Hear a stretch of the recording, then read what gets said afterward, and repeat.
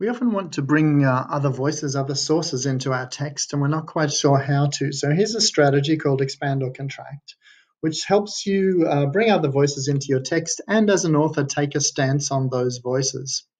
So when you're writing a piece of nonfiction text, it's very important to have clarity on whose idea we're talking about. Let's look at this piece of text here. Text about ideology from a grade 10 class. Liberals believe that morality and public health should be seen as separate issues. The way morality and public health have been connected in the United States has led to the highest rates of teen pregnancy in the developed world and to exceptionally high rates of sexually transmitted infections. So, whose idea is whose in this text? In fact, the first idea is a claim made by the author of the text, but the second idea is a statement from an outside source. And I often see that students do this in their text. They don't make clear whose idea is whose. Yeah? How does the reader know? In this case, they don't at all.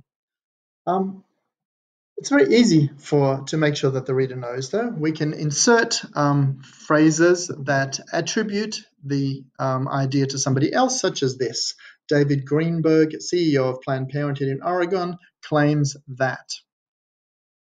In academic writing, it's really important that we bring in a bunch of different voices and that we analyze and synthesize them, but it's equally important that the reader knows whose voice is whose, and the reader is clear on what our synthesis and analysis is and what our conclusions are as an author. So once we've made that clear, we can also take a stance on this voice. So what's the author's stance on this particular idea? And we can tell by the word they've used here, claims. So the language claims that means the author's stance is a little tentative. The author is saying to the reader, there could well be other claims here. David Greenberg claims this, but there are lots of other claims out there as well. So this expands what we might call the idea space and tells the reader there's lots of ideas out there, there's a big idea space, this is one of them.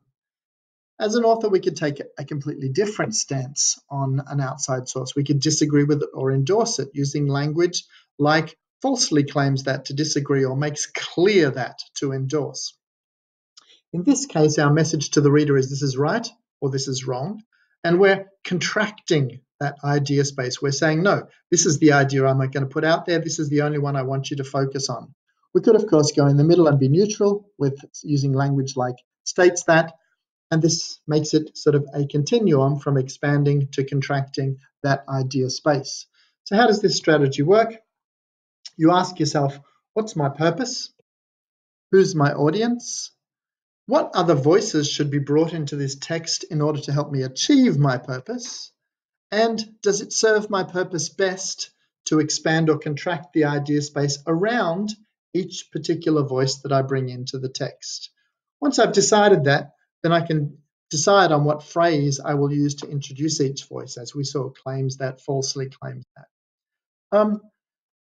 If you look at the explanation sheet for this strategy, there is included a phrase bank, which looks at the idea of from contracting to neutral to expand, and which then gives you a whole bunch of different options using verbs, using nouns, using circumstances to introduce those voices into the text.